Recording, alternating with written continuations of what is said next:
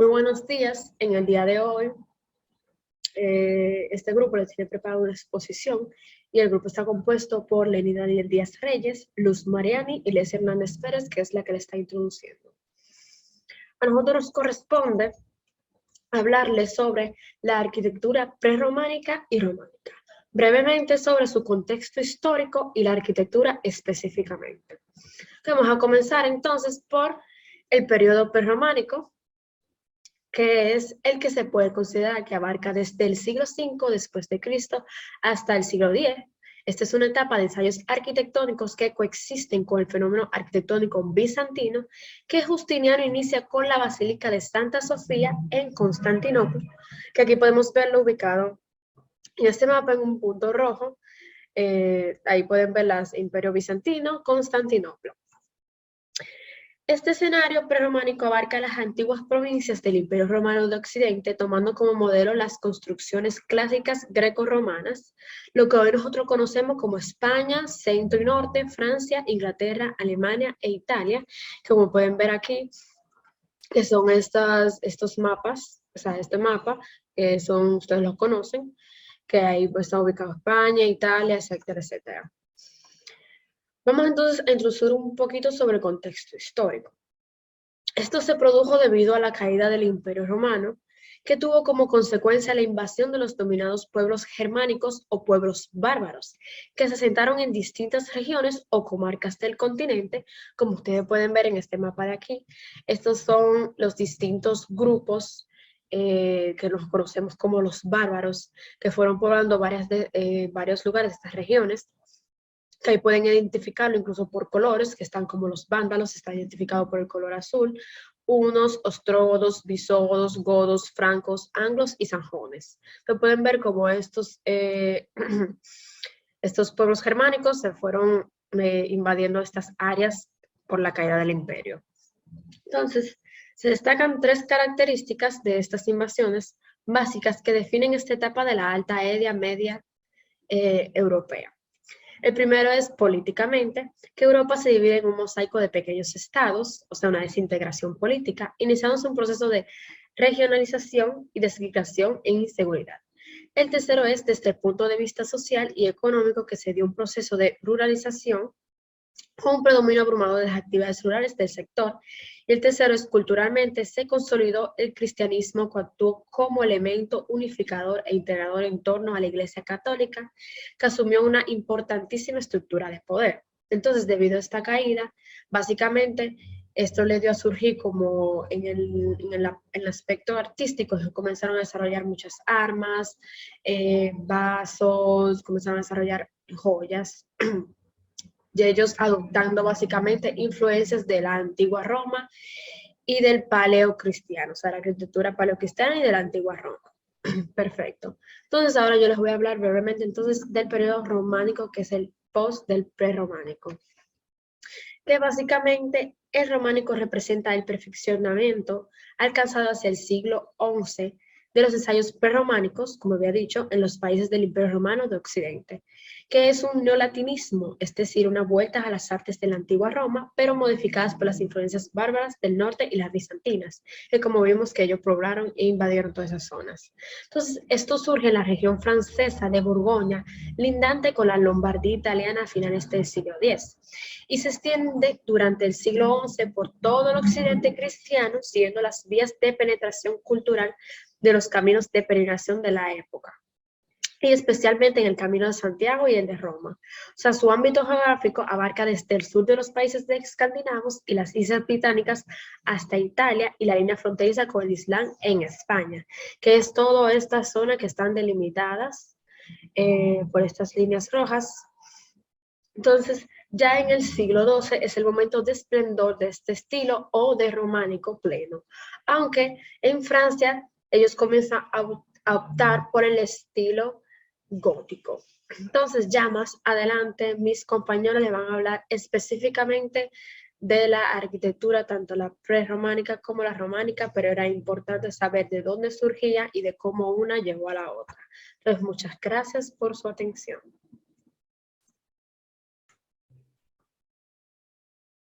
Buenos días, mi nombre es Lenny Daniel. Mi grupo está integrado por 3 personas, la cual vamos a estar hablando sobre la arquitectura prerrománica.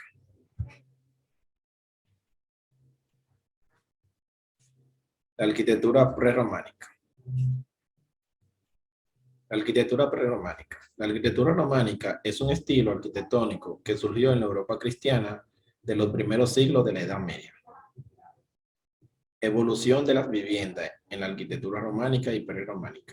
La planta del templo románico es basilical, con crucero que puede sobresalir o no, de 1 a 3 o 5 naves, terminadas a la cabecera en ábsides y los pies rectilíneas, en algunas ocasiones precedidas de pórticos.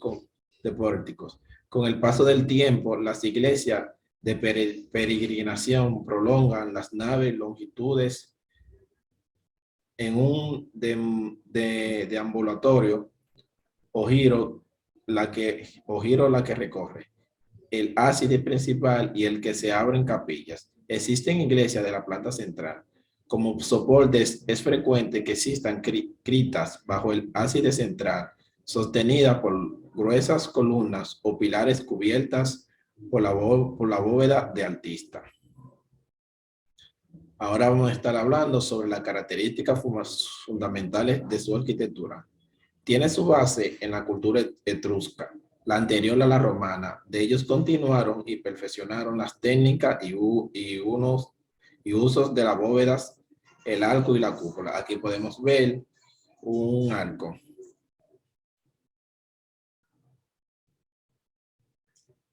Espacios arquitectónicos. El orden. La arquitectura romana, a diferencia de la griega, trata de crear espacios. Tipos de edificaciones en la arquitectura romana y prerrománica. Son comunes los edificios que superponen órdenes arquitectónicas en las fachadas. Manifestaciones arquitectónicas en la arquitectura romana y prerrománica. Las primeras manifestaciones artísticas de Rosario datan de mitad del siglo XIX.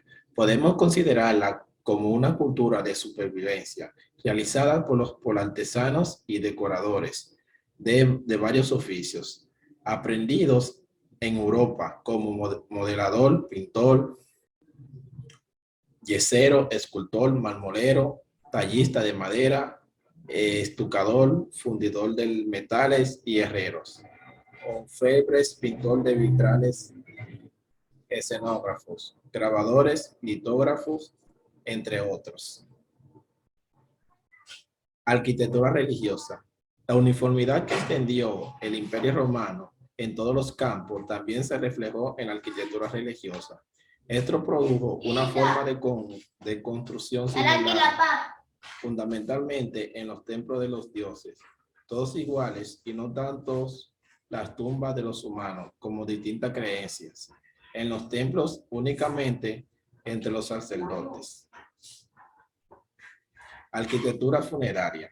A lo largo del siglo VI a.C., aparecieron las primeras tumbas de las familias nobles que, según los parámetros etruscos, dos tipologías distintas, los dados o tumbas de tipo rectangular y los túmulos de tipo circular. Aquí podemos ver la tumba que estamos especificando. Arquitectura militar. La arquitectura militar de Roma se remonta a los orígenes míticos de la ciudad, cuando Rómulo habría levantado las murallas de la plaza de Roma y jugara un papel muy importante en todas las historias de la ciudad, determinando su desarrollo y defensa. Hasta aquí fue mi exposición. Espero que hayan entendido el tema y los dejo con la siguiente compañera.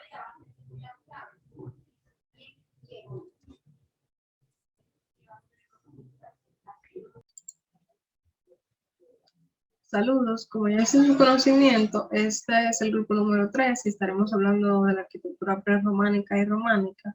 Esta vez, o sea, en este caso, con un enfoque en cuanto a sus obras destacadas, sus materiales y elementos constructivos, así como su ornamentación, su pintura y escultura, y de igual forma sus ciudades. En cuanto a las obras destacadas, encontramos la Catedral de San Pedro de Jaca, la Catedral de Santiago de Compostela, la Iglesia San Clemente de Tajul o San Clemente de Tajul, la Iglesia San Martín de Flomista y la Real Colegiata Basílica de San Isidoro, así como el Monasterio de Santo Domingo de Silos y el Monasterio San Benel de Bages o San Benito de Bages. La Catedral de San Pedro de Jaca, situada en Jaca, España, considerada como uno de los templos más importantes del primer románico español, fue edificada hacia el 1080 y construida a base de piedra sillar. Su construcción se realizó en dos fases, la primera entre el 1076 y 1086 y la segunda entre 1100 y 1131. Consta de una planta basilical de 3 ábsides semicirculares con bóvedas de medio cañón y 3 naves separadas por alternancia de pilares cruciformes y columnas. En su fachada exterior cuenta con un atrio y una portada con bóvedas de medio cañón ornamentadas con bajos relieves como el tímpano del crismón trinitario. En su interior, por otra parte, tiene un cimborrio cúpula con nervios sobre trompas y en cuanto a su decoración externa, es típico el taqueado o ajedrezado. Este es un tipo de ornamentación usado en esta arquitectura que se basa en el uso de pequeños cilindros alineados que se encuentran tanto en los frisos como en las arquivoltas de las puertas y las ventanas. La Catedral de Santiago de Compostela, situada en Galicia, España, se trata de una iglesia de peregrinación construida en sillería de granito con cubiertas de lajas en el mismo material. Tiene una longitud aproximada de 97 metros y esto debido a la necesidad de la misma de acoger a un gran número de peregrinos al año. Se sigue un esquema de las iglesias de peregrinación de planta basilical con forma de cruz latina, formada por 3 naves, al igual que su crucero. Posee una nave principal o central, precedida por un nártex o atrio y flanqueada o bordeada por naves laterales que conducen a un transepto abierto a 4 capillas. En su cabecera se encuentra la girola o deambulatorio, con capillas radiales que permiten rodear el altar mayor para ver la tumba del apóstol que se sitúa bajo el mismo. El alzado de esta edificación es un acierto arquitectónico formado por arcos de medio punto peraltados, alternancia de pilares cruciformes con medias columnas adosadas y columnas circulares. Sobre sus naves laterales, con bóvedas de arista y las del transepto, se dispone una tribuna que contrarresta el empuje de las bóvedas de cañón de la nave central, que son de unos aproximados 22 metros de altura, mientras que en la tribuna, ubicada en la planta alta de la girola, posee bóvedas de cuarto cañón.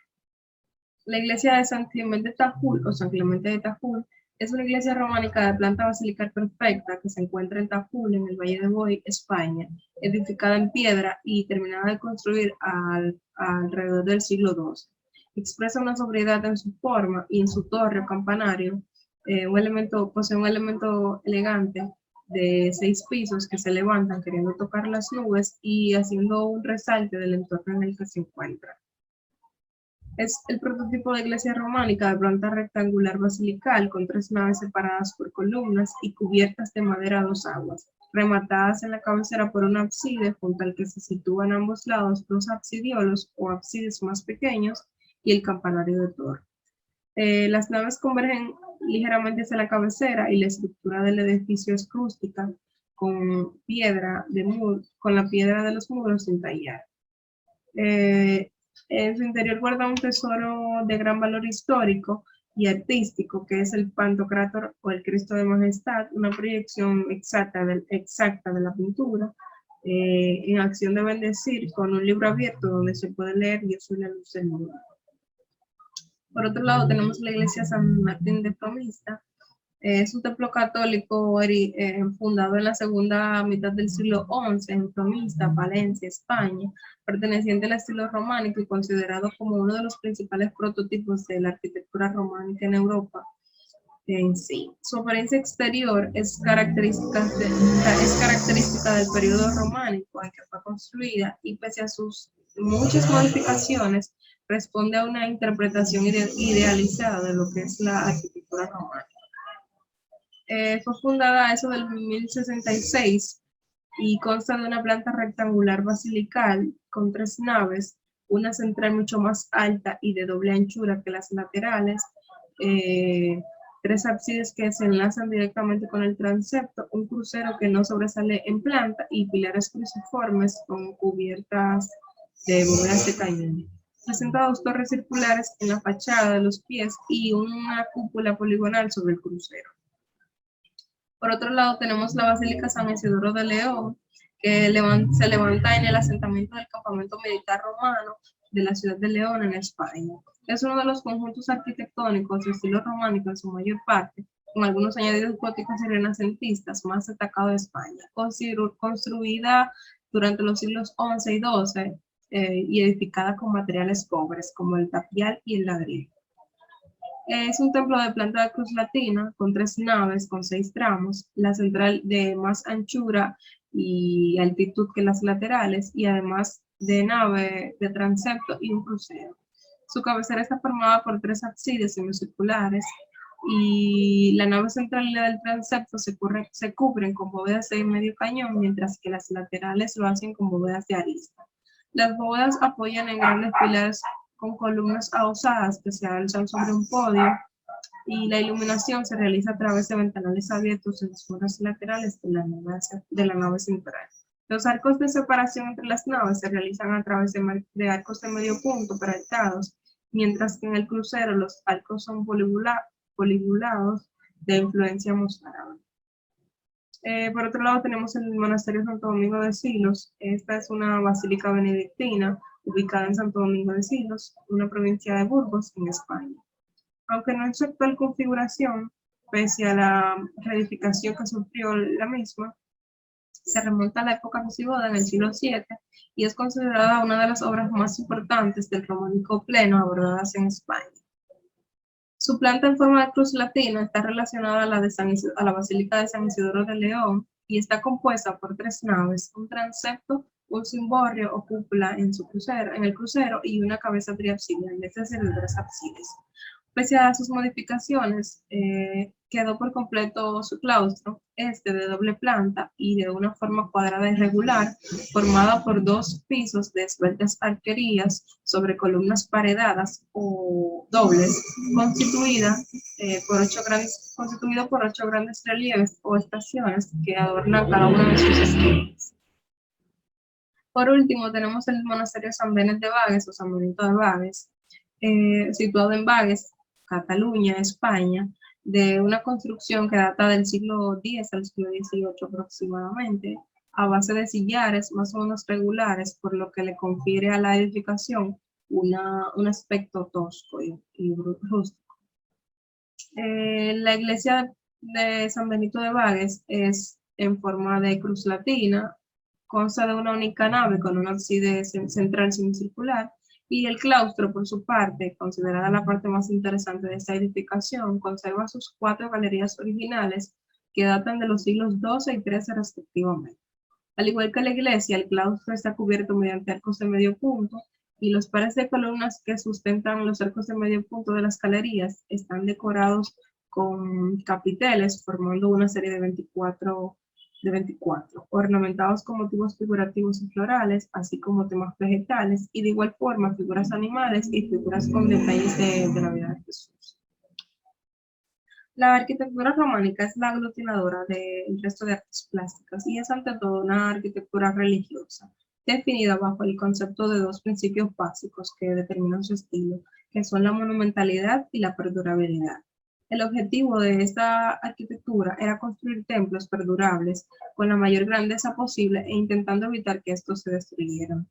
En este afán siguió un proceso evolutivo continuo de perfeccionamiento y de resolución de problemas, y para ello el material empleado fue principalmente la piedra, con el objetivo de darle una mayor firmeza y una relevancia simbólica a las edificaciones, y de esta forma evitar los incendios de los techos que ocurrían, que los techos de madera que sufrían, de esta manera evitar los incendios de los techos de madera que sufrían con cierta frecuencia las edificaciones antes llevadas a cabo. Los materiales usados por este motivo fueron la piedra, el ladrillo, la madera, el barro cocido y otros elementos como la piedra de sillar o sillería, un bloque de piedra labrado como un paralelepípedo con lo que se formaban las paredes. El sillarejo, que era una piedra igual pero más pequeña y de un peor labrado, realizada con martillo, devastando directamente la piedra pero sin pulir sus caras. El mampuesto, que era también una piedra pero no labrada o de un labrado muy aparte de la piedra, usaron el ladrillo, la madera, que era usada para las cubiertas de los templos y para los templos no abovedados, y el barro cocido con el que hacían las tejas de los tejados. La pintura se basaba en la preparación a base de pigmentos coloreados diluidos en agua de cal, y los colores empleados eran intensos y brillantes como el rojo, el amarillo, el naranja y el azul, y se disponían franjas contiguas de colores muy contrastados entre sí. Y por otro lado, el color negro servía para perfilar las figuras. La pintura románica no se rige por una imitación de la naturaleza, sino por una conceptualización racional. Los temas plasmados en las pinturas